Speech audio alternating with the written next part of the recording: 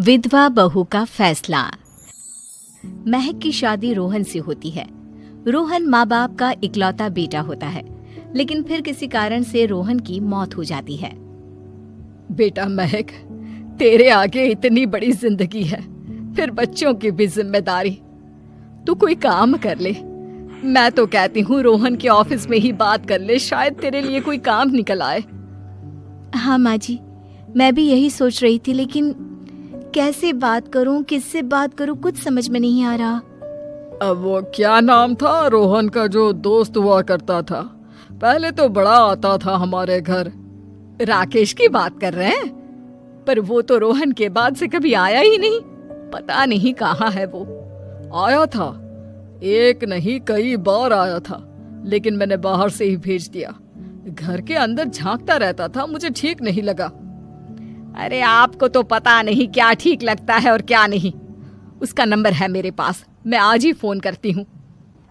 सास राकेश को फोन लगाती है और शाम को घर आने का न्योता दे देती है।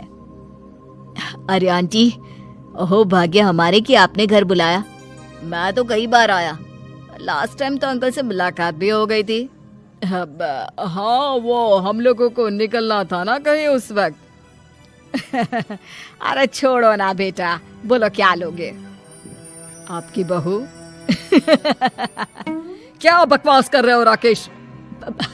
अरे मेरा मतलब ये है कि आपकी बहू कहाँ है? भाभी जी के हाथ की चाय की बस एक प्याली मिल जाती तो।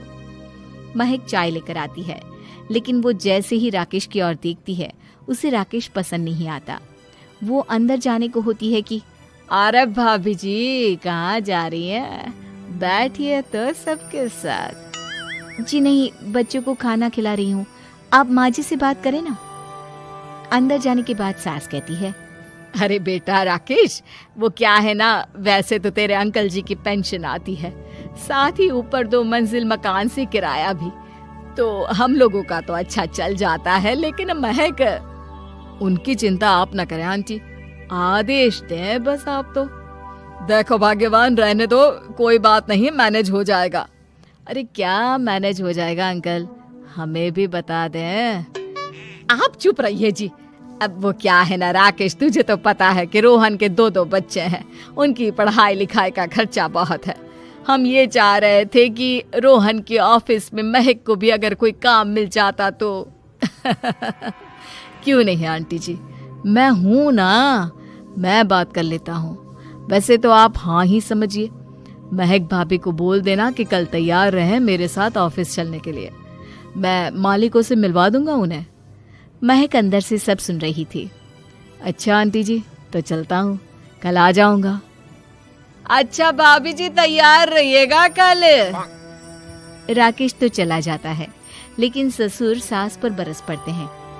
मुझे ये आदमी एक पैसे का पसंद नहीं है। तुम इसे बोल दो कि हमें कहीं नहीं करवानी बहू से कोई नौकरी। अरे क्यों नहीं करवानी? सारा पैसा मैं इसके बच्चे और इसी पर उड़ा दूंगी, तो मेरी बेटी को क्या दूंगी? जरूरत क्या है तुम्हारी बेटी को तुम्हारे पैसे की? अरे वो तो पहले ही बड़े पैसे वाले घर की बहू है। अपनी बहू की सोचो जो अब तुम्हारी बेटी जैसी है। बच्चे रोहन की आखिरी निशानी है।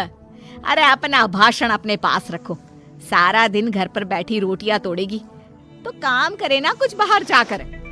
बहू सब सुन रही होती है। वो अगली सुबह बिना मन के तैयार तो हो जाती है, लेकिन जैसे ही राकेश आता है, क्या बात है भाभी जी, रेडी हैं? तो फिर चले डेट पर, मतलब इंटरव्यू पर। महक सामने आती है कि सामने ससुर जी खड़े होते हैं। हाँ महक बेटा, आओ चलते हैं, मैं भी चल रहा हूँ। ससुर को तैयार देखकर राकेश का चेहरा बन जाता है।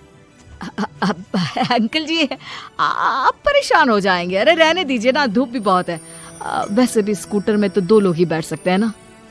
तो तुम चलो, मैं बहू के साथ अपनी कार से आ जाता हूँ। महक ससुर जी को देखकर खुश हो जाती है, उसे शांति हो जाती है। वो लोग रोहन के ऑफिस जाते हैं, जहाँ बॉस कहते हैं, नमस्ते अंकल। नमस्ते महक, कैसे हैं आप लोग? रोहन का सुनकर बहुत दुख हुआ अंकल, वैसे कैसे आना हुआ? बेटा, क्या हमारी बहू के लिए तुम्हारी ऑफिस में कोई काम मिल सकता है? हमने राकेश से इसी सिलसिले में तुमसे बात करने को कहा था। उसी के कहने पर हम दोनों तुमसे मिलने आए हैं। राकेश ने तो कोई बात नहीं की, ऊपर से उसने तो आज की छुट्टी ले रखी है, ऑफिस भी नहीं आया, बोल रहा था जरूरी काम से जाना है।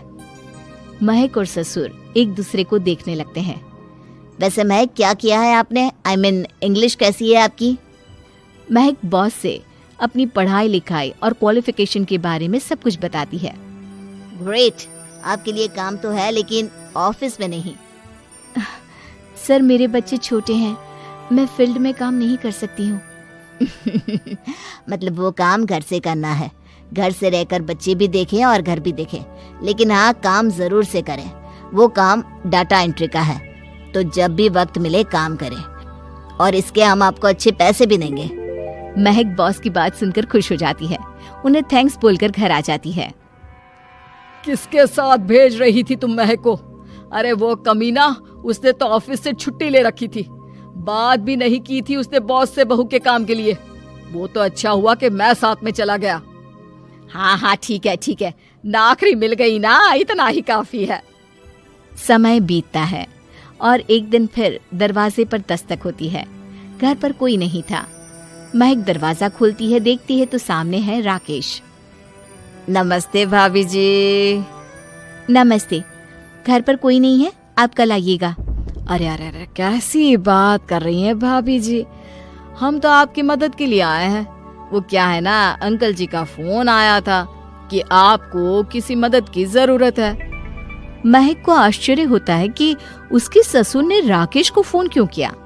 वो ससुर जी को फोन करती है लेकिन फोन नहीं लगता। नहीं, हम लोगों को किसी भी चीज की जरूरत नहीं है, आप जा सकते हैं। अच्छा, एक कप चाय तो पिला दीजिए। महक चाय लेकर आती है।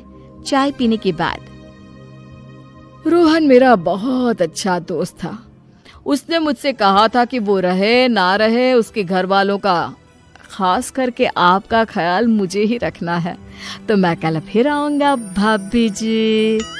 नहीं, माता पिताजी है नहीं, वो 4-5 दिन बाद आएंगे, आप उन लोगों के आने के बाद ही आइएगा। मुझे ये सब ठीक नहीं लगता। अरे छोड़िए ना भाभी जी, लोगों का तो काम है कहना। मेरा मतलब है वो तो बोलते ही रहेंगे। आता हूँ मैं कल। महक को अब गुस्सा आ जाता है। हमेशा शांत और मधुर बोलने वाली महक पहली बार जिंदगी में फैसला लेती है, और फैसला होता है राकेश को सबक सिखाने का। बड़े बेशर्म हैं आप, किसने कहा आपको कि आप आए? अरे भैया, साफ साफ बोला ना कि नहीं जरूरत है किसी की मदद की, मैं अकेले सक्षम हूँ अपना घर संभालने के लिए। आज आखिरी बार बोल रही हूँ, इस घर की तरफ आंख उठाकर भी देखा ना तो देख लेना, वरना पुलिस के हवाले कर दूंगी। निकलो यहाँ से, या धक्के मार कर निकालूं। पुलिस का नाम सुनते ही राकेश वहां से 9-2-11 हो जाता है, और महक को अपने फैसले पर गर्व होता है।